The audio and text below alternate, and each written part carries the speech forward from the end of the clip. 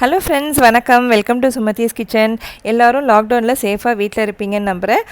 இந்த சுமதிஸ் கிச்சனில் மட்டும் கெஸ்ட்டு சமையல்னு சொல்லிட்டு விருந்தாளி வந்து சுமதிஸ் கிச்சனில் செய்ய போகிறாங்க. அது வேறு யாரும் இல்லைங்க, என்னோடய சின்ன மாமியார், சின்ன அத்தைன்னு கூப்பிடுவேன்.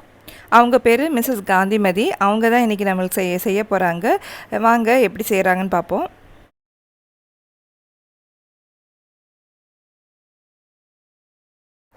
இந்த வீடியோ வந்து ரொம்ப நாள் முன்னாடியே எடுத்தது தாங்க. இந்த தொற்று நோய் கோவிட்லாம் வரதுக்கு முன்னாடி எடுத்த வீடியோ தான்.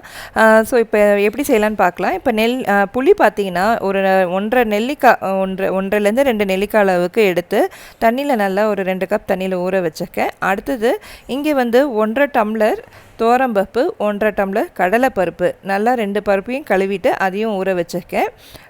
அப்புறமா அளவு பார்த்திங்கன்னா இந்த டம்ளர் கணக்கு தான் எடுத்துருக்கேன். நீங்கள் எதில் எடுத்தாலும் 1.5 டம்ளர்னு எடுத்துக்கோங்க. 2 டீஸ்பூன் சோம்பு, 5 வரமிளகா, அது என்ன பண்ணுவீங்க? உப்பு போட்டு முதல்ல அரைச்சிக்கலாம். ஆமாம், அரைச்சிட வேண்டியதான். உப்பு போட்டு இந்த சோம்பு, வரமிளகா, உப்போடு சேர்த்து அந்த பருப்பையும் போட்டு பூண்டு ஒரு 1/4 டீஸ்பூன் அளவு பூண்டு பேஸ்ட்டு போட்டேன். அப்படி இல்லைன்னா பூண்டு ஒரு 3 பூண்டு போட்டுக்கோங்க. இப்போ இது மாதிரி பருப்பு குறைன்னு அரைச்சி எடுத்துக்கணும். அதில் வந்து 2 வெங்காயம் அரிஞ்சு தூளாக அரிஞ்சு போட்டுக்கணும் பொடியாக. அதில் கொஞ்சம் கருவேப்பிலை தூளாக அரிஞ்சு அதுவும் போட்டுக்கணும். கொஞ்சம் மஞ்சள் தூள் சேர்க்கணும். ஒரு 2 ஸ்பூனு தேங்காய் சேர்த்துக்கணும். 2 ஸ்பூன் தேங்காய் பூ போட்டாச்சு. இதில் மஞ்சள் பொடி போடணும். வேண்டாம். மஞ்சள் பொடி எவ்வளோ போடுறீங்க? மஞ்சள் பொடி ஒரு 1/2 ஸ்பூன். 1/2 ஸ்பூன் மஞ்சள் பொடி. மிளகா பொடியா? வெறும் தனி மிளகா பொடி இது தனி மிளகா பொடி. ஏற்கனவே மிளகா போட்டுக்க வாசி இதை நம்ம கொஞ்சமாக போட்டுக்கிறோம். இது கொஞ்சம் கலருக்காக போட்டுருக்கீங்களா? கலருக்காக இது எல்லாத்தையும் போட்டு நல்லா மிக்ஸ் பண்ணிக்கலாம். எல்லாத்தையும் நல்லா போட்டு மிக்ஸ் பண்ணி நம்ம இதை நல்லா கொஞ்சம் உருண்டையாக உருட்டி இட்லி பாவில் வச்சு 2 நிமிஷம் 3 நிமிஷம் அதான் போகும். 5 நிமிஷத்தில் நீங்கள் எடுத்து கொதிக்கிற குழம்பு தாளிச்சு ஒரு பக்கத்தில் கொதிச்சுட்டு இருந்தால் அந்த உருண்டையை நீங்கள் எடுத்து அதை போட்டு அதை கொஞ்சம் கொதிக்க விட்டு இறக்கி வச்சிட வேண்டியதான் அந்த குழம்பு. இப்போ உருண்டை பிடிச்சி இப்போ இட்லி சட்டியில் இந்த மாதிரி ஒரு 5 நிமிஷம் வேக வச்சு எடுத்தால் போதுங்க. அந்த மாதிரி தான் செஞ்சிட்ருக்கோம். இப்போ பருப்பு உருண்டை குழம்புக்கு இங்கே கரைச்சி வச்சுருக்காங்க. இது என்னென்ன போட்டிருக்காங்கன்னு அவங்களே கேட்டுடலாம். நீங்கள் சொல்லுங்கள், அது என்னென்ன போட்டிருக்கீங்க? சாம்பார் பொடி 2 லெமன் அளவுக்கு புளி போட்டிருக்கேன். 6 ஸ்பூன் மிளகாத்தூள் போட்டிருக்கேன். சாம்பார் பொடி நம்ம வீட்டில் அரைக்கிறது தான். இது மிளகு ஜீரகம்லாம் போட்டு கொத்தமல்லி எல்லாம் போட்டு அரைக்கிற அந்த தூள் தான். 6 ஸ்பூன் போட்டிருக்கேன்.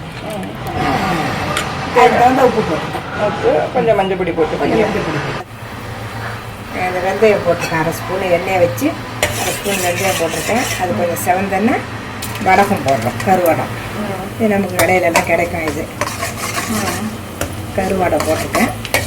அது கொஞ்சம் பொரிஞ்சு வந்தோன்னே இங்கே வந்து பிளேட்டில் வந்து பூண்டு ஒரு 5-6 பூண்டு இந்த மாதிரி 2ஆக நக்கி வச்சுருக்கோம். சின்ன வெங்காயம் வந்து தாராளமாக ஒரு 10-12 சின்ன வெங்காயம் எடுத்துக்கோங்க. அப்படியே முழுசாகவே போடுறோம். கொஞ்சம் தாளிக்க கருவேப்பிலை. இப்போ பூண்டு போட்டுக்கிறாங்க.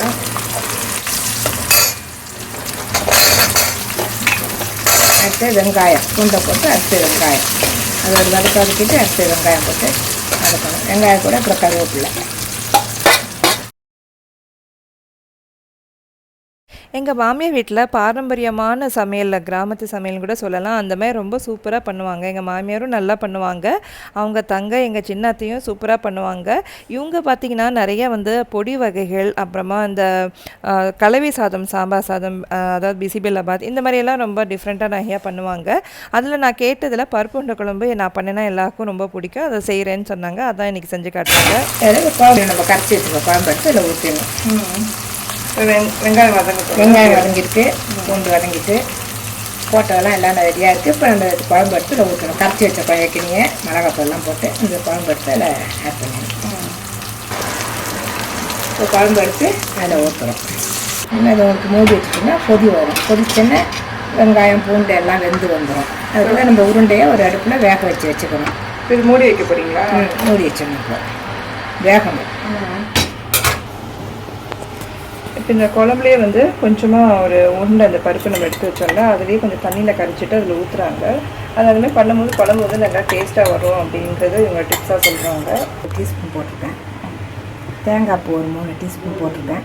இது நல்லா நைஸாக அரைச்சி குழம்பு கொதிக்கிற குழம்புல ஊற்றிடலாம். நம்ம ஊற்றி உருண்டை வந்தோன்னே அதை எடுத்து போட்டு இறக்கிட வேண்டியதான்.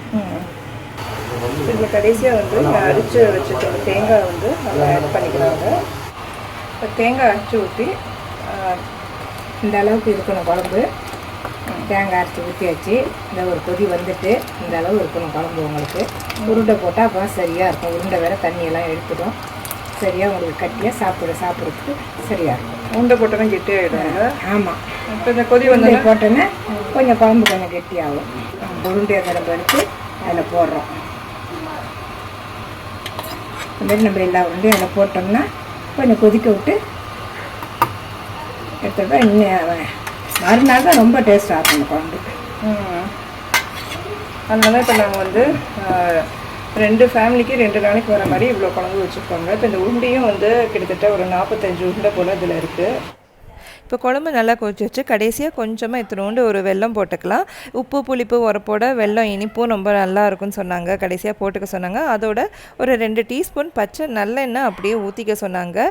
அதுக்கான டிப்ஸு இப்போ அவங்க தான் சொல்ல போகிறாங்க. என்னென்னு கேட்போம் வாங்க. வச்சிச்சு இதை பாருங்கள். அது நல்லா இருக்குது. இந்த மாதிரி செய்து பாருங்கள். உங்களுக்கு பிடிக்கும். நல்லாயிருக்கும். குழந்தைங்களும் சாப்பிடுங்க. இந்த கடைசியாக எண்ணெய் எதுக்கு ஊற்ற சொன்னீங்க? நல்லெண்ணெய். அது என்ன டிப்ஸ் சொல்லுங்கள்? அது மேலே எண்ணெய் இருக்கும். அது வாசனையாக இருக்கும். அந்த எண்ணெய் நல்லெண்ணெய் வாசனை இருக்கும். அந்த குழம்புல எண்ணெய் வாசனை இருக்கும். அதுக்கு தான் பச்சை எண்ணெய் அப்படி மேலே பண்ணுவோம்.